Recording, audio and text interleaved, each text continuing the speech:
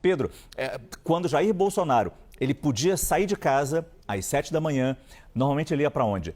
Para o PL, o partido ao qual ele é vinculado.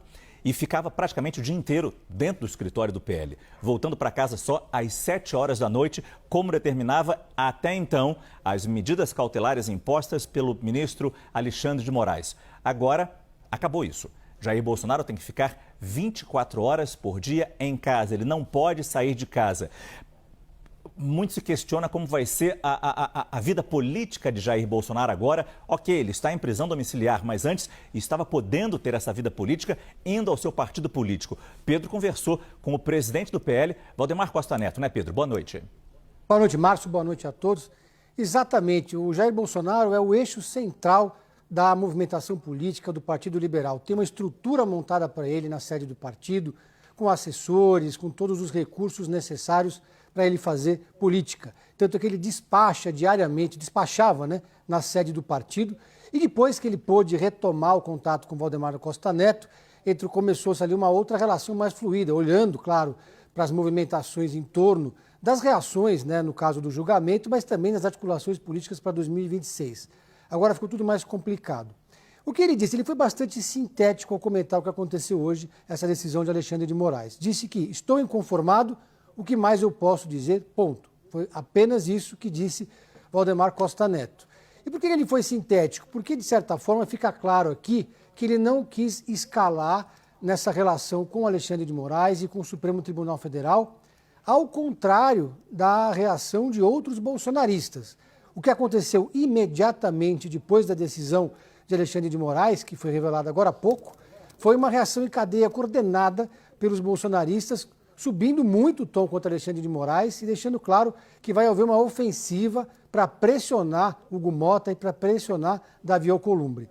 Todos os parlamentares que se manifestaram nas redes sociais mencionaram o impeachment a Alexandre de Moraes.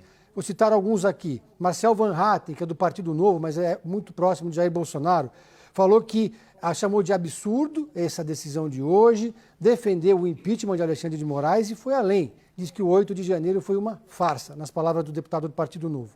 E aí, Coronel Tadeu, deputado Sanderson, Coronel Alberto Neto e diversos outros parlamentares bolsonaristas, na mesma linha, na mesma toada, às vésperas da retomada dos trabalhos no Congresso Nacional. Até agora, até esse momento, todas as sinalizações do presidente da Casa, Hugo Motta, é de que ele não vai ceder, ou pelo menos não iria ceder, às pressões dos bolsonaristas. Não só no que se refere à questão da anistia, o projeto de lei da anistia, mas aqueles outros tantos projetos que tramitam nas duas casas, que vão contra o Supremo Tribunal Federal, que acaba com as decisões monocráticas, que reduz o número de ministros do Supremo Tribunal Federal, entre tantas outras propostas que instigam, que tensionam essa relação entre os dois poderes. É muito provável que essa decisão de hoje contamine o ambiente no Congresso Nacional a partir de amanhã, no momento que havia uma expectativa oposta de apresentação de um projeto de lei para dar subsídios à reação do governo ao tarifaço de Donald Trump, que deve começar nessa semana ainda. Era um momento de convergência de parlamentares de oposição mais moderados, dos presidentes das duas casas, com o Palácio do Planalto. Não dá para saber como é que vai ser o clima amanhã na Câmara dos Deputados. Há um pedido de audiência de Flávio Bolsonaro com Davi Alcolumbre para pressioná-lo também pela questão do impeachment de Alexandre de Moraes, pedido que já vinha sendo feito antes do recesso parlamentar, mas todas as sinalizações até agora foram de interdição dessa agenda. Agora, houve ali um ambiente de incêndio político entre os bolsonaristas. Há uma articulação em curso no Congresso Nacional para que os bolsonaristas montem uma operação conjunta nas redes sociais. Eles estão produzindo, por exemplo, hashtags que são lançadas 3 vezes por dia para conseguir fazer essa disputa de narrativas com os governistas e com o PT.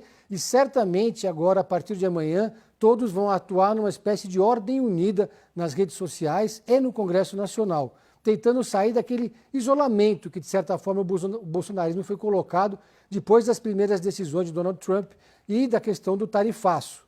Houve uma sensação entre os parlamentares de que houve uma virada do vento, do clima no Congresso Nacional. Agora eles vão querer criar um ambiente de vitimização do ex-presidente da República, de perseguição política, mais ou menos como aconteceu com os petistas em 2018, quando o então ex-presidente Lula é que foi preso, quando ele estava nessa situação hoje de Jair Bolsonaro. Também se apostou na martirização do ex-presidente naquele momento, e é o que acontece agora, no momento também que avança o julgamento no Supremo Tribunal Federal. Márcio.